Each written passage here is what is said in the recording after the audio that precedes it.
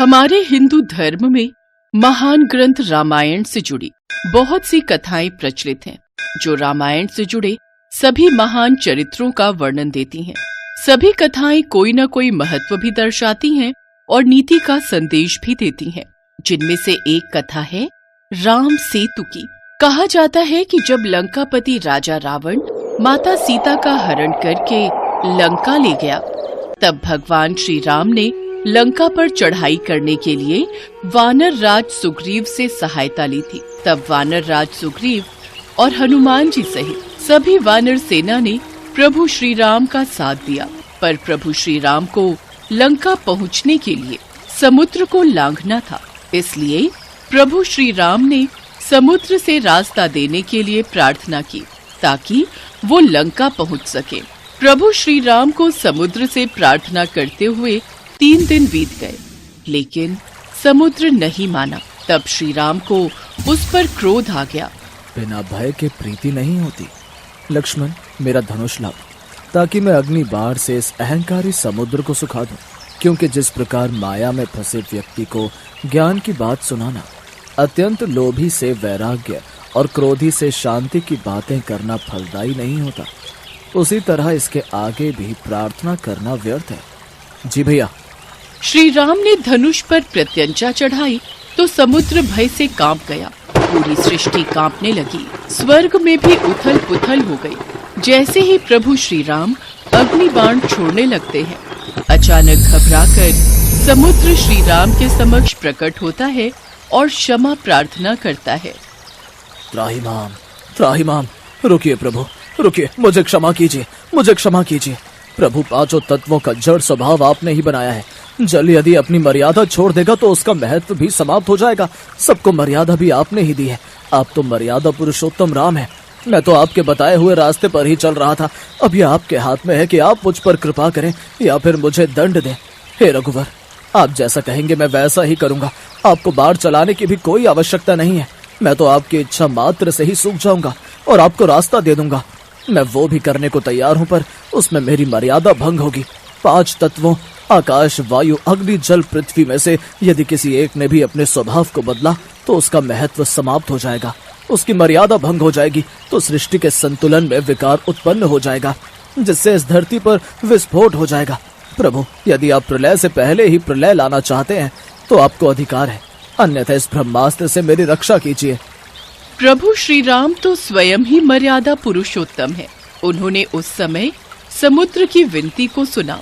जब श्री राम ने समुद्र को तात कहकर पुकारा तो लक्ष्मण सहित सभी वानर सेना मुस्कुराने लगी, क्योंकि वे भी जानते थे कि प्रभु श्री राम का हृदय कितना कोमल और दयालु है, क्योंकि उन्हें कभी क्रोध आ भी जाए तो भी वो शांत हो जाते हैं। प्रभु श्री राम समुद्र की इस विनम्र विनती से प्रसन्न हो गए और समुद्र पार करने का उपाय पूछा।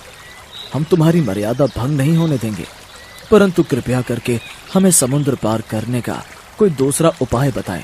आपकी अति कृपा होगी। वानर राज सुग्रीव की सेना में नल और नील नाम के 2 महाप्रतापी महाशक्तिशाली वानर उपस्थित हैं। नल और नील जब छोटे थे तो ऋषि मुनियों को अपनी शरारतों से बहुत परेशान किया करते थे और अक्सर उनकी वस्तुओं को समुद्र में फेंक देते थे।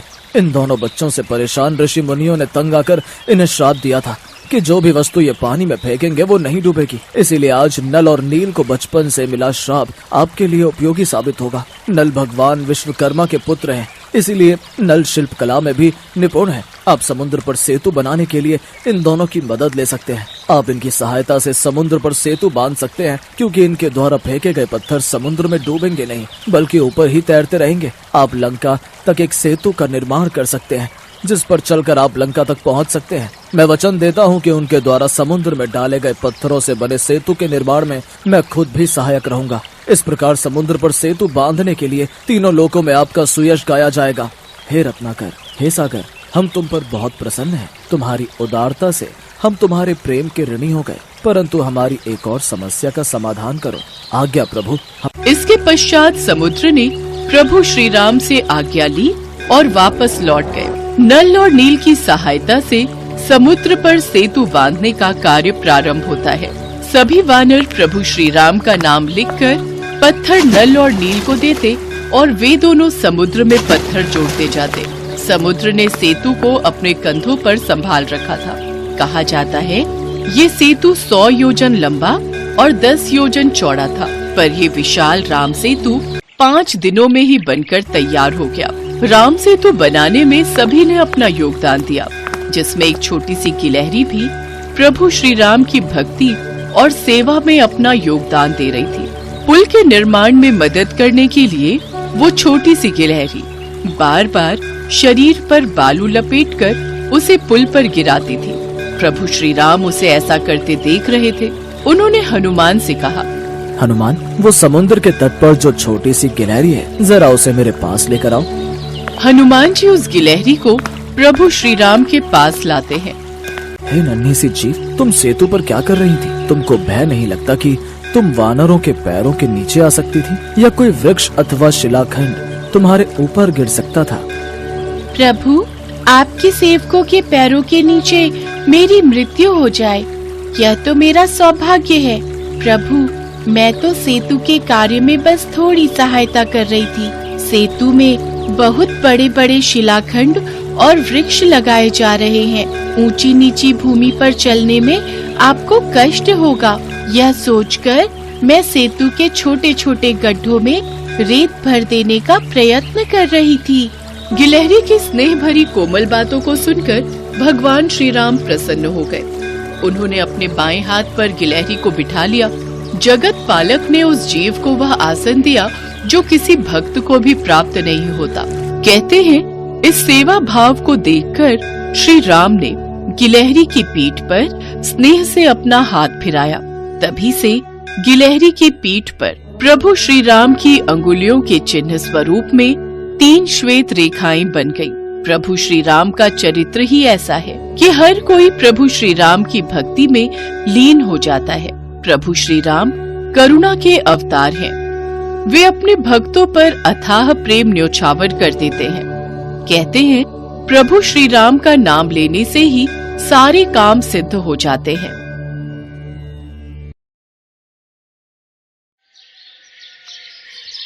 पौराणिक युग में कई ऐसे भक्त थे जिनके लिए स्वयं भगवान धरती पर उतरते थे और उन्हें अपना आशीष देकर स्वयं को गौरवान्वित मानते थे। ऐसी ही एक भक्त थी शबरी। शबरी का असली नाम श्रमणा था। ये भील समुदाय की शबर जाति से संबंध रखती थी। इसी कारण कालांतर में उनका नाम शबरी हुआ। इनके पिता भीलों के मुखिया थे। उन्होंने श्रमणा का विवाह एक भील कुमार से तय किया था, लेकिन आदिवासियों की एक प्रथा थी, किसी भी अच्छे कार्य से पहले जानवरों की बलि दी जाती थी। इसी प्रथा को पूरा करने के लिए शबरी के पिता शबरी के विवाह के एक दिन पूर्व 100 भेड़ बकरियां लेकर आए। तब शबरी ने पिता से पूछा, पिताजी, इतनी सारी भेड़ बकरियां क्यों लाए हो? शबरी बिटिया, ये हम भीलों की एक प्रथा है जिसके अनुसार कल प्रातः तुम्हें विवाह की विधि शुरू करने से पूर्व इन सभी भेड़ बकरियों की बलि दी जाएगी। अच्छा, मुझे तुम्हारे विवाह के लिए बहुत काम है, मैं अभी आता हूँ। माँ, ये कैसी परंपरा है जिसके कारण बेजुबान और निर्दोष जानवरों की हत्या की जाती है?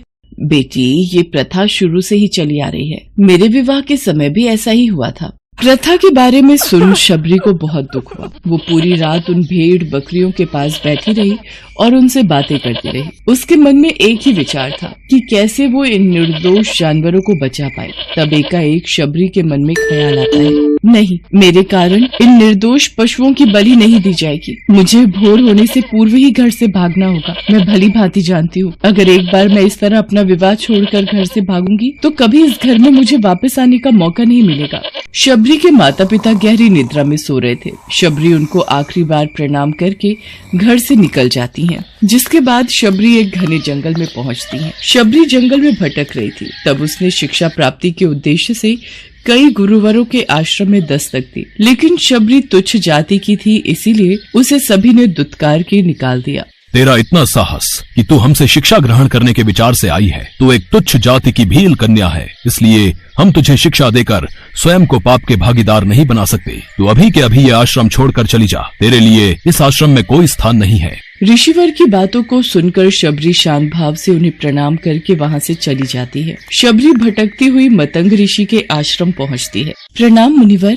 जीती रहो पुत्री, कौन हो तुम? मुनिवर, मेरा नाम शबरी है।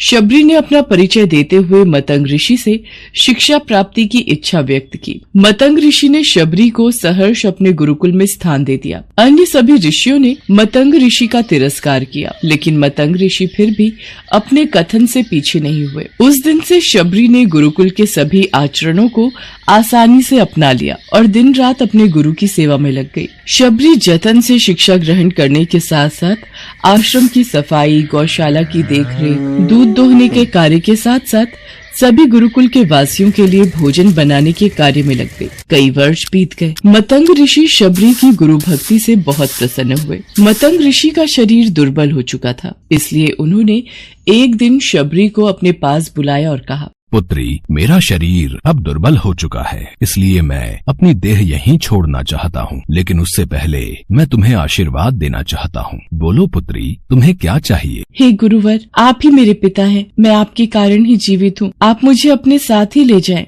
नहीं पुत्री, तुम्हें मेरे बाद मेरे इस आश्रम का ध्यान रखना है। तुम जैसी गुरु परायण शिष्या को उसके कर्मों का उचित फल मिलेगा। एक दिन भगवान राम तुमसे यहाँ मिलने आएंगे और उस दिन तुम्हारा उद्धार होगा और तुम्हें मोक्ष की प्राप्ति होगी। इतना कहकर मतंग ऋषि अपनी देह त्याग कर समाधि ले लेते हैं। उसी दिन से शबरी हर रोज प्रातः उठकर बाग जाती, ढेर सारे फल इकट्ठा करती, सुंदर सुंदर फूलों से अपना आश्रम सजाती। शबरी को भगवान राम के आने का कोई निश्चित दिन नहीं पता था। उसे केवल अपने गुरुवर की बात पर यकीन था, इसलिए वो रोज राम के इंतजार में समय बिता रही थी। वो रोजाना यही कार्य करती थी। एक दिन शबरी आश्रम के पास के तालाब में जल लेने गई। वहीं पास में एक ऋषि तपस्या में लीन थे। जब उन्होंने शबरी को जल लेते देखा तो उसे अछूत कहकर उस पर एक पत्थर फेंक कर मारा और उसकी चोट से बहते रक्त की एक बूंद से तालाब का सारा पानी रक्त में बदल गया। तुझ अछूत के रक्त से इस तालाब का जल अपवित्र हो गया। तूने पाप किया है, तू पापिन है। मेरे क्रोध से बचना है तो इसी क्षण यहाँ से चली जा।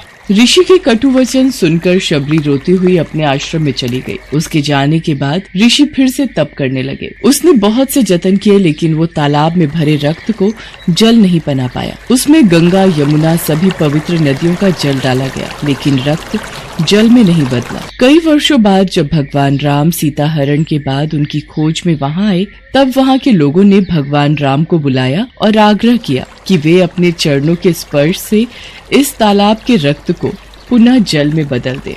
राम, आप अपने चरण स्पर्श से इस तालाब के रक्त को पुनः जल में बदलने की कृपा करें। यदि मेरे इस कार्य से आप सबका भला होता है तो मैं ऐसा ही करूँगा ऋषिवर। राम उनकी बात सुनकर तालाब के रक्त को चरणों से स्पर्श करते हैं, लेकिन कुछ नहीं होता। ऋषि उन्हें जो करने को बोलते हैं, राम वे सभी मंत्रोच्चारण करते हैं, लेकिन रक्त जल में नहीं बदलता। तब राम ऋषि से पूछते हैं, हे ऋषिवर, मुझे इस तालाब का इतिहास बताएं। यहाँ ऐसा क्या घटित हुआ जिस कारण इस तालाब का जल रक्त में बदल गया? राम जी की बात सुनकर ऋषि उन्हें शबरी और तालाब की पूरी कथा बताते हैं और कहते हैं, हे प्रभु राम, ये जल उसी तुच्छ जाति की शबरी के कारण अपवित्र हुआ है। हे ऋषिवर, ये रक्त उस देवी शबरी का नहीं, मेरे हृदय का है, जिसे आपने अपने अपशब्दों से घायल किया था। मुझे देवी शबरी से मिलना है। उन्हें हमारे आने का संदेशा भिजवा दीजिए। तब शबरी को बुलावा भेजा जाता है। शबरी राम के आने की प्रतीक्षा में अपनी कुटिया को सजा रही थी। राम का नाम सुनते ही शबरी दौड़ी चली आती है। क्या मेरे राम आए हैं? शबरी के राम आ गए, मेरे प्रभु राम आ गए। मतंग ऋषि का कथन सत्य हुआ, मेरे राम आ गए। शबरी का उद्धार करने मेरे राम आ गए। जिनको देखने के लिए ये आंखें तरस रही थी, वो प्रभु श्री राम आ गए। शबरी मेरे प्रभु राम कहती हुई जब तालाब के पास पहुंचती है, तब शबरी के पैरों की धूल तालाब में चली जाती है और तालाब का सारा रक्त जल में बदल जाता है। तब भगवान राम कहते हैं, देखिए ऋषिवर, आपके कहने पर मैंने सब किया, लेकिन ये रक्त भक्त शबरी के पैरों की धूल से जल में बदल गया। राम की बातों को सुनकर ऋषिवर को अपने कथन पर बहुत ग्लानि होती है। शबरी जैसे ही भगवान राम को देखती हैं, उनके चरणों को पकड़ लेती हैं और अपने साथ आश्रम लाती हैं। उस दिन भी शबरी रोज की तरह सुबह से अपना आश्रम फूलों से सजाती हैं और बाग से चक कर सबसे मीठे बेर अपने प्रभु राम के लिए चुनती हैं। वो पूरे उत्साह के साथ अपने प्रभु राम का स्वागत करती हैं और बड़े प्रेम से उन्हें अपने जूठे बेर परोसती हैं। ये मीठे बेर आपके लिए बाग से लाई थी, आप ये ग्रहण कीजिए, मैं आपके लिए जल लाती हूँ। भगवान राम प्रेम से बेर खाने के लिए उठाते हैं, तब लक्ष्मण उन्हें रोक देते हैं। भैया, ये बेर जूठे हैं, इन्होंने ये सभी बेर चक्कर आपको दिए हैं। ये बेर जूठे नहीं लक्ष्मण, सबसे मीठे हैं, क्योंकि इनमें माँ शबरी का प्रेम है। इतना कहकर भगवान राम प्यार से बेर को खाने लगे। भगवान ने जाते हुए शबरी माई से कहा, माँ, आप मुझसे जो चाहे वो मांग सकती हैं। प्रभु, मतंग ऋषि के कहने पर मैं आज तक सिर्फ आपके दर्शन करने के लिए जी रही थी। अब आप मुझे मोक्ष प्रदान कीजिए। मैं अपना शरीर आपके चरणों में त्यागना चाहती हूँ। और उसी क्षण शबरी ने अपना शरीर त्याग दिया। भगवान राम ने अपने हाथों से उनका अंतिम संस्कार किया और सीता माँ की खोज में आगे बढ़ गए। इस तरह से ऋषि मतंग की बात सच साबित हुई और शबरी को भगवान राम के दर्शन भी हुए। तभी से भगवान राम को शबरी के राम भी कहा जाने लगा।